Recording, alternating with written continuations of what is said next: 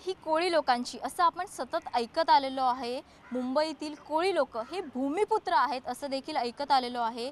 कोळी समाज जो आहे तो मासे विक्री करून आपला उदरनिर्वाह करत असतो। आता आपण आहोत ताडदेव मधील मच्छी मार्केट या ठिकाणी। आपल्या इथे काही महिला आहेत, त्यांनी एक आरोप केलेला आहे, महानगरपालिकेवरती एक आरोप केलेला आहे। त्यांचं असं म्हणणं आहे की आपण जे मागे मच्छी मार्केट बघत आहोत ते मच्छी मार्केट महानगरपालिकेकडून येत्या 2 दिवसांमध्ये तोडण्यात येणार आहे। नक्की ते मच्छी मार्केट का तोडण्यात येणार आहे, महानगरपालिकेचं काय म्हणणं आहे, त्याचप्रमाणे ज्या कोळी महिला आपल्या उदरनिर्वाहासाठी मासे विक्री करत असतात त्यांचं काय म्हणणं आहे हे आपण जाणून घेणार आहोत।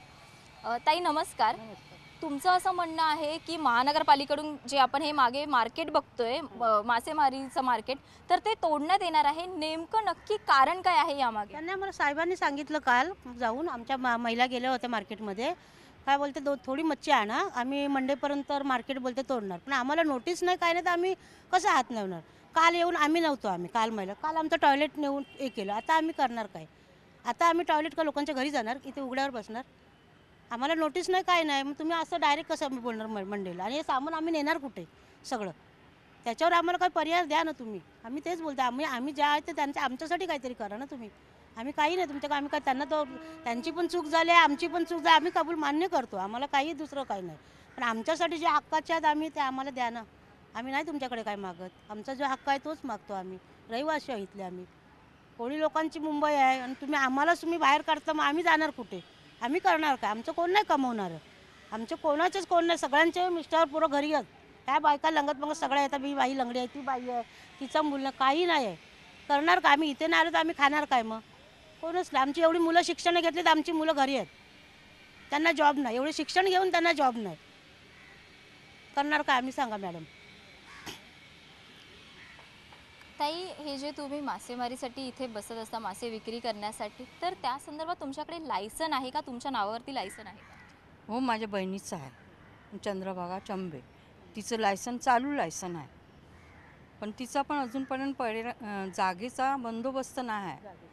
आणि मी तिची बहीण, आमच्या 3 जागा माझ्या नावाने ते माझी जागा नावावर व्हायच्यासाठी अर्ज केलेला, पण तो झाला नाही बरोबर, असं झालं आहे। आणि त्याशिवाय नाही माझा मुलगा नोकरीला नाही काय, आम्ही असंच हाय आपलं चाललं आहे, आणि या धंद्यावर आमची रोजीरोटी चालते, सत्य ते बोलतो।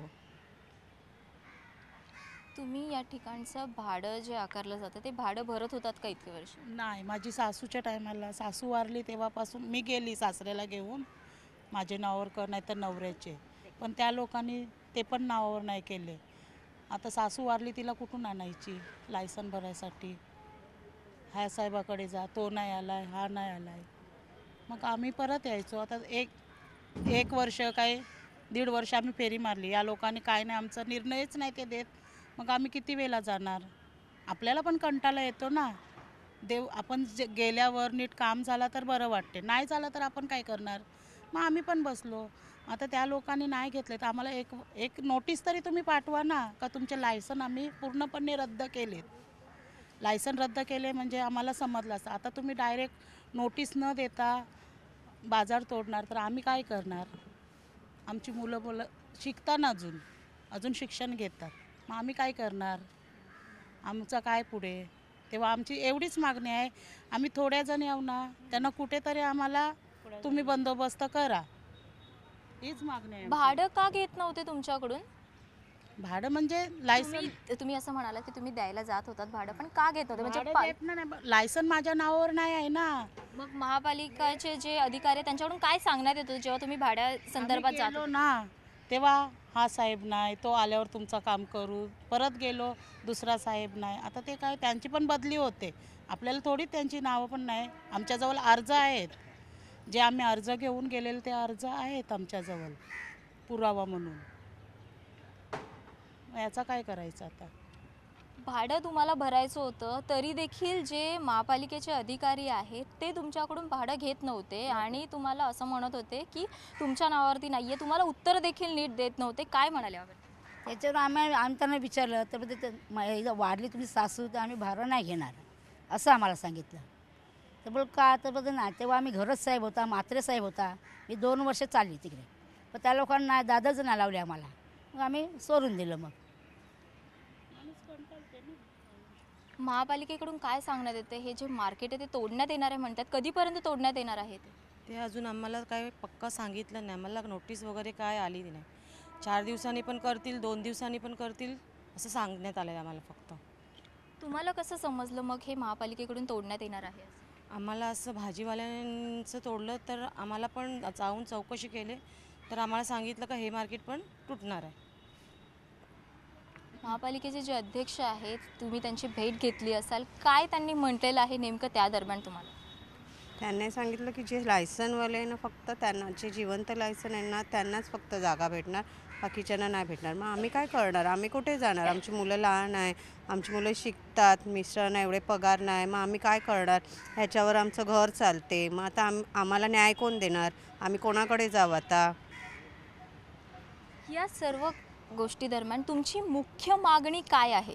आम्हाला फक्त आम्ही जेवढ्या 12 बायका येतो त्यांना आम्हाला जागा द्यावी मच्छीसाठी, बस एवढीच मागणी आहे. आणि जे भाडं जे तुमच्याकडून स्वीकारलं जात नाहीये त्याबद्दल काय म्हणाल? त्यांनी भाडं आम्ही त्यांना सांगितलं की तुम्ही आता ते लायसनं नाही घेतली नका घेऊ, पण आता तुम्ही नवीन लायसनं चालू करा, तर आम्ही भरायला पण तयार आहे. आम्हाला चालू करा तुम्ही आणि आम्हाला नवीन जागा द्या. तुम्ही असं म्हटल्यावरती की आम्हाला नवीन जागा द्या वगैरे, मग तेव्हा ते काय म्हणत आहेत पुन्हा? त्यांनी होप दिलाय की अगोदर लायसनवाल्या जाऊ दे, मग आम्ही तुमचा विचार करू. फक्त होप दिलाय, पण अजून नक्की आम्हाला कन्फर्म नाही आहे हे सगळं. महापालिकेकडून ज्या तुम्ही मागण्या त्यांना सांगितलेल्या आहेत, त्या मागण्या जर त्यांनी पूर्ण केल्या नाही तर पुढचं पाऊल काय असणार आहे? आता पुढचं पाऊल तर आम्हाला काही उचलायलाच लागेल ना. नाही जर आमचं त्या लोकांनी विचार नाही केला, मग आम्हाला पुढचं पाऊल उचलायलाच लागेल. काय असेल ते पुढचं पाऊल?